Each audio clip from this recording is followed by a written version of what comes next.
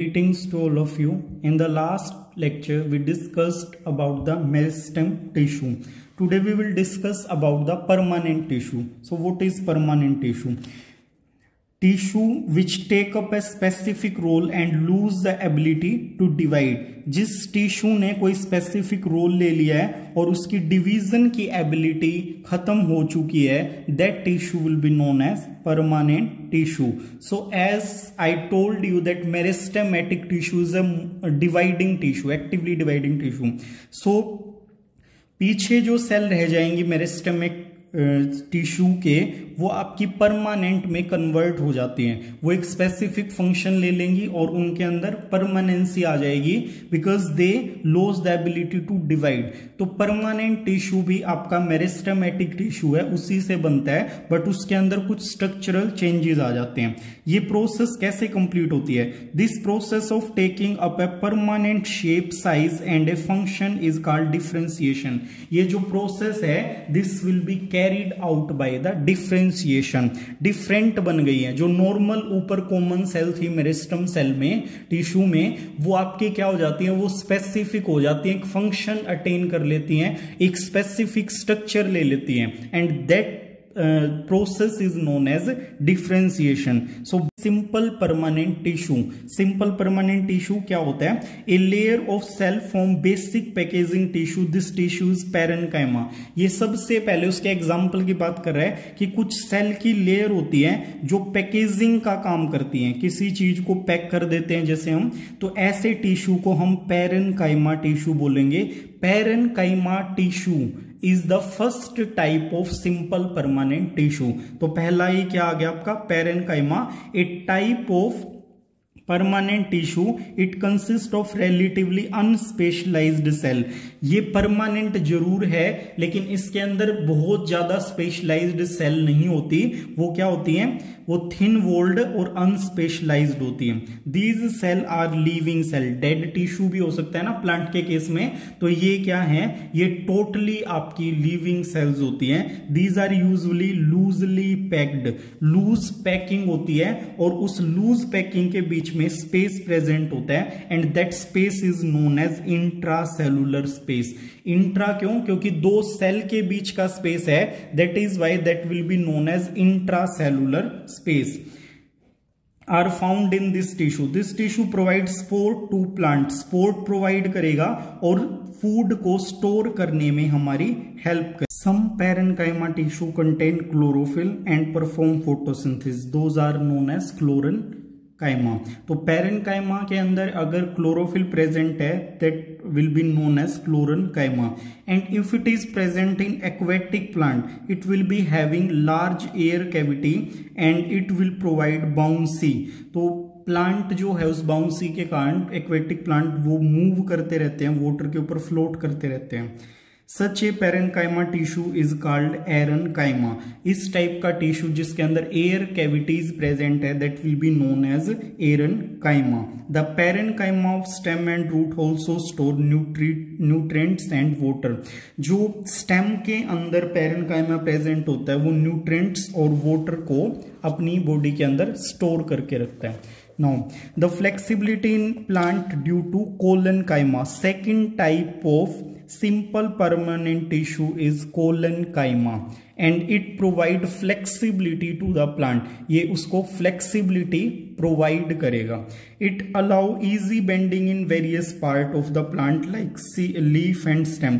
जो आपने देखा है, जो soft part होते हैं प्लांट के या leaves हैं, जब विंड स्पीड हाई होती है तो वो बेंड कर जाते हैं instead of breaking. So that property of flexibility will be provided by the collenchyma. It also provide mechanical support. Flexibility के साथ क्या है? मैकेनिकल सपोर्ट भी ये प्रोवाइड करता है. This tissue in leaf stock below the epidermis. Epidermis जैसे आपकी ये लीफ है, तो लीफ के जो ब्रांच से जुड़ा हुआ होता है, यहां पे जो पार्ट है petiole, this is highly flexible because of the presence of the collenchyma tissue and irregular thickened at the corner. ये कॉर्नर से इनकी अगर सेल की प्रॉपर्टी की बात करें तो ये लंबी होती हैं और इरेगुलर थिकनिंग होती है इनके कॉर्नर पे। एक तो जैसे ये पैरेन्काइमा थी वो थिन वॉल्ड होती है, इनकी क्या है जैसे ये सेल है तो सेल वॉल जो है वो कहीं से मोटी कहीं से पतली इस प्रकार से थिक होती है, तो इरेगुलरली थिक होती है। डायग्राम में आप देख सकते हो दिस इज पैरेन्काइमा टिश्यू और इनके बीच में जो स्पेस है this is known as intracellular space. Loosely packed होती है ना पैरेन्काइमा सेल, तो उनके बीच में स्पेस प्रेजेंट होता है वहां पे। सेकेंड इज कोलन काइमा टिश्यू, यहां डायग्राम में देख सकते हो इलोंगेटेड है और इनकी जो थिकनिंग है वो इरेगुलर है। Third type of permanent tissue, simple permanent tissue is sclerenchyma, that will be like this. इस तरह की स्ट्रक्चर्स होती हैं स्कैरल काइमा की, डेड टिश्यू होता है ये। तो इनके बीच में भी क्या है सिंपली मतलब पिट पेयर होगा, छोटे छोटे इनके बाहर ओपनिंग्स होंगी और इस टाइप से फाइबर लाइक स्ट्रक्चर में भी हो सकता है। इनके बीच में क्या होगा ल्यूमन, नैरो ल्यूमन, जिसकी जो अंदर कैविटी की जगह है वो कम है इसलिए उसको नैरो बोलते हैं, और ल्यूमन होता है बीच में खाली स्पेस जो होता है, तो narrow lumen lignified thick wall, इनकी थिक वॉल्ड होती है और लिग्निन की बनी हुई होती है वो। Scleral chyma, it is a tissue which make the plant hard and stiff. I told you that scleral chyma is a dead tissue, so it will make the plant hard and stiff. We can see the husk of coconut. Coconut के ऊपर जो fibre like structures हैं those are made up of scleral chyma और वो बहुत ही ज्यादा hard होते हैं। तो वहीं ये इसका एक एग्जांपल है scleral chyma टिश्यू का। These The cell of these tissue are dead. इनकी जो cells हैं वो dead होती हैं। They are long, narrow as wall are thickened due to lignin. ये लंबी होती है, इनकी लेंथ ज्यादा होती है और नैरो होती है अंदर से, और इनकी जो वॉल है वो क्या है वो आपकी थिक होती है और लिग्निन से बनी हुई होती है। Chemical substance which act as cement की तरह काम करेगा हार्डनिंग में। तो यहां पे क्या often these wall are so thick that there is no internal space inside the cell. इन सेल्स के अंदर कोई स्पेस नहीं होता, ये इतनी ज्यादा थिक हो जाती हैं। This tissue is present in stem around vascular bundle. Vascular bundle क्या होते हैं हमारे जाइलम और फ्लोएम होते हैं जो हम आगे पढ़ेंगे, तो उनके सराउंडिंग में हमारी क्या होती है स्कैरल काइमा टिश्यू प्रेजेंट होता है to provide the strength provide करेगा ये उसको। आउटर मोस्ट लेयर की बात करें प्लांट या एनिमल, हम यहाँ पे प्लांट की बात कर रहे हैं, बट प्लांट की जो आउटर मोस्ट लेयर है that will be known as epidermis.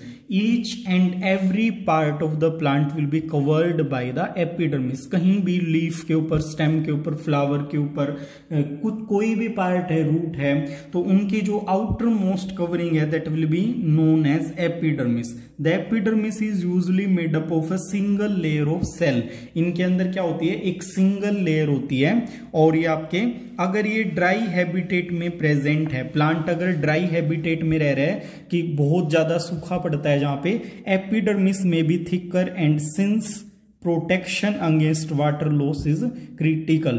तो ये क्या करती है बाहर वाली जो एपिडर्मिस है वो उस केस में बहुत ज्यादा थिक हो जाती है और वाटर लॉस में उसकी हेल्प करती है। It protect all the part of plant, सभी पार्ट के ऊपर कवर करती है, इसीलिए सभी पार्ट को ये प्रोटेक्शन प्रोवाइड करती है। Epidermal cell on the aerial part of plant often secrete a wax and watery resistance layer on their outer surface. जहां पे क्या है एक्वेटिक प्लांट है या किसी कोई ऐसी कंडीशन है जहां पे इस चीज की जरूरत है, तो उनकी outer layer waxy substance release करती है जिससे लीफ के ऊपर पानी नहीं अटकेगा।